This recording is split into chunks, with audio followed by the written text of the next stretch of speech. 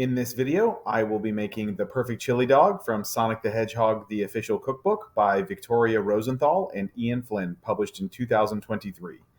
For non-gamers out there, chili dogs are Sonic's longtime favorite food and feature in the movies, TV shows, and video games. I love Sonic and got started all the way back with the first game on the Sega Genesis.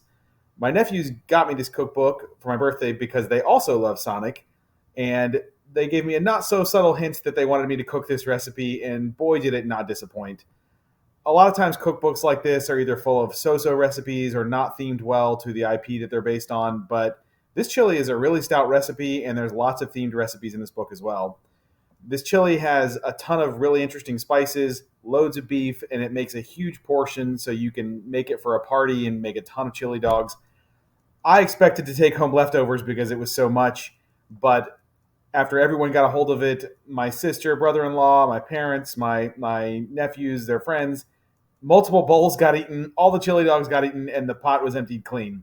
So if you love good chili, if you love chili dogs, or if you just have a Sonic fan in your house, this book is a definite pickup.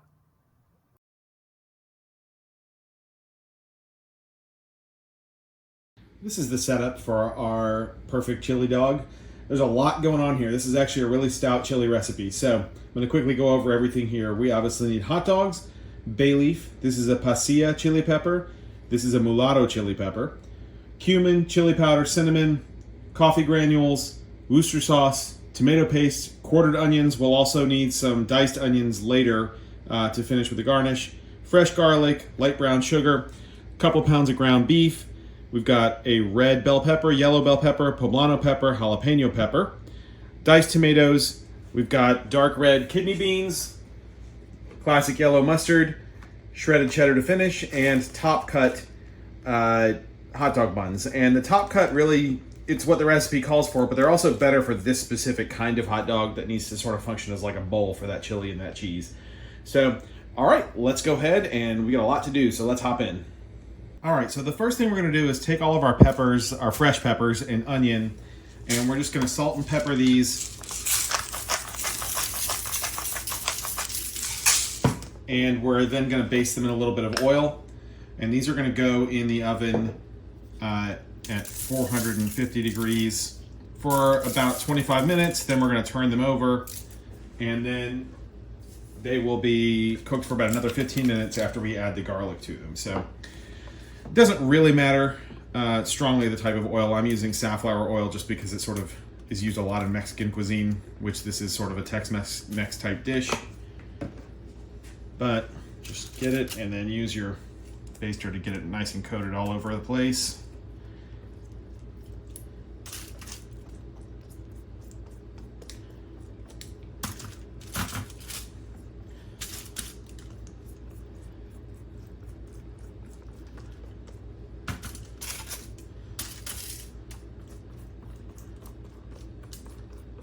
And what this is going to do, the reason we're doing this, A, is it makes a much more complex flavor when you roast peppers and vegetables like this before using them in a sort of a soup or a stew.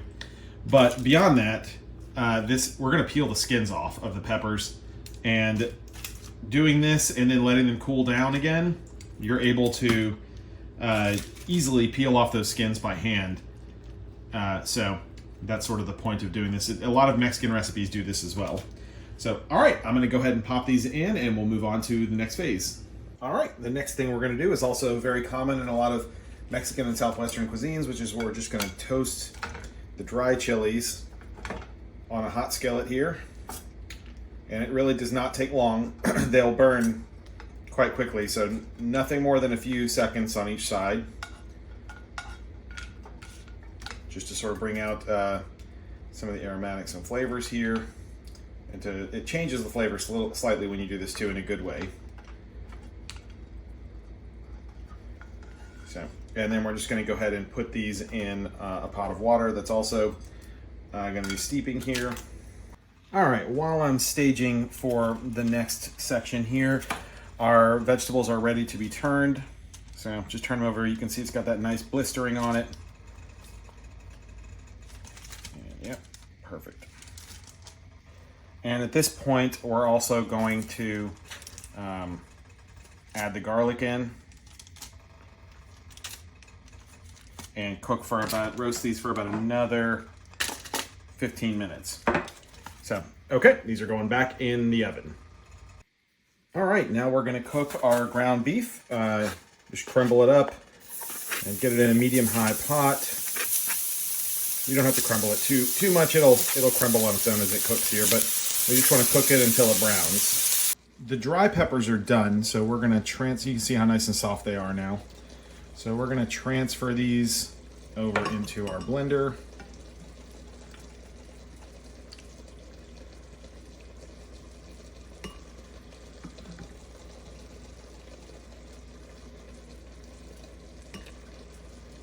All right. And now we're also going to add one of the cans of diced tomatoes.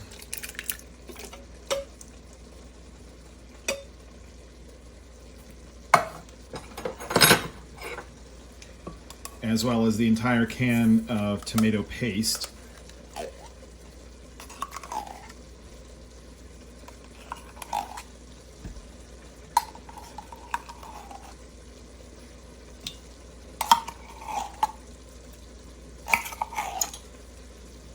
And we're just going to then blend this into a smooth puree.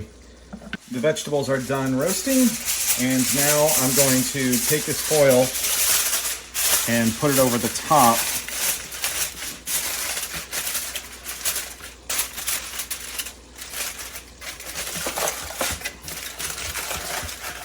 And what this is going to do is going to continue to sort of retain the heat while these cool down and steam them. And that also, this sort of steaming while cooling loosens up the skins and lets you just peel them off before we chop them. Our beef is nicely browned, and now we're ready to add our seasonings. So let's start off with a little bit of salt and pepper. And we'll get a little cinnamon in there.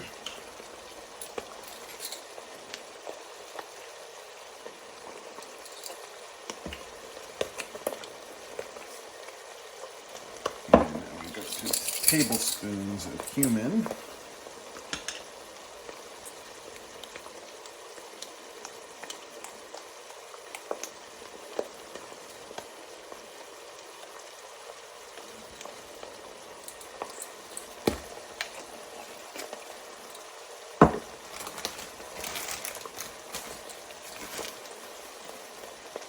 And brown sugar.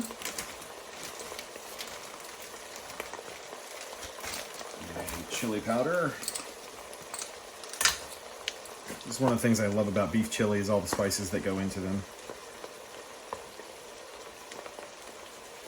By the way, if you're not from the US, I find US chili powder is sort of a different spice altogether from what would be called chili powder in Asia or in Europe, which is sort of almost like cayenne, a straight cayenne pepper. Chili powder in the United States is darker. I'm not sure what the difference is in the chilies, but it does have a different flavor profile, so just be aware of that. Tablespoon of Worcester sauce.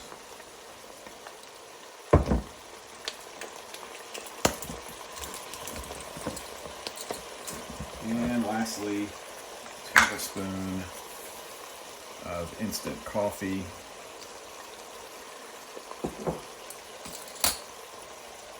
And then you just want to make sure you mix all this together so the spices get nice and evenly distributed in your beef.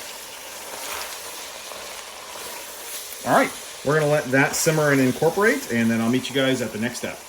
We're ready to add some liquids to our chili, so we're gonna go ahead and put the other can of diced tomatoes in,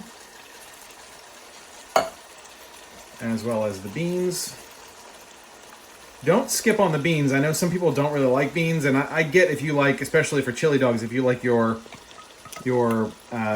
chili to be meatier rather than have a lot of beans in it, but at least put some, because they do act as a thickening agent for the chili, and they also just add a nice texture and flavor to it as well. And then we'll put our pepper tomato mixture from the blender in. Look how nice and smooth that is.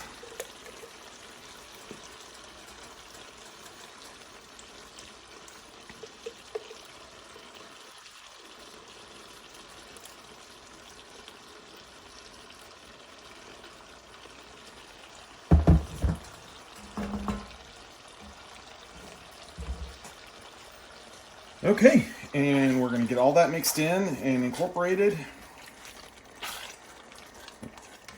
Look at that. It smells incredible.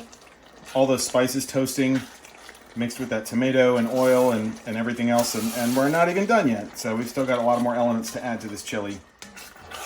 I'm not going to show you guys me chopping vegetables because that's boring, but I do want to show you just real quick the chemistry involved with what happened with the peppers here. You can see how easily the skin just peels off now. So I'm going to peel all of these off and then chop up these peppers, and we're going to add them with the onions and everything else. But I just wanted to show you that so you can see the why we do things. All right, I've chopped the roasted vegetables, and this is the last addition to the chili portion of this recipe. And so we're going to go ahead and get those in, and then also we're going to go ahead and put our bay leaves. I did not forget, those are going to go in, and we're going to mix that up. And now this is going to cook for hours. I would give it at least a couple hours, if not 3 or 4, on an extremely low simmer. And what's going to happen is a lot of these vegetables that don't have skins on them, as well as the tomatoes, are almost going to melt and disintegrate into that sauce.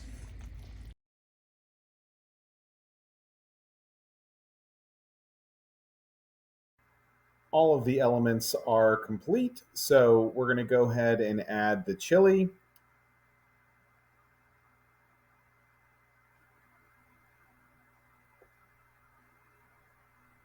And next, we're going to drizzle some yellow mustard over the top. I tend to go light because yellow mustard is a very strong flavor.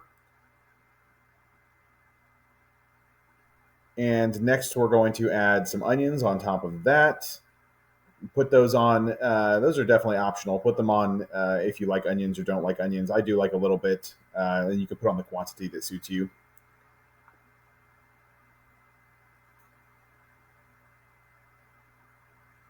Now we're going to add the cheese on top of everything. And then after we're done adding the cheese, we're going to put this under the broiler for about a minute to melt that cheese without cooking or overcooking the other elements underneath it.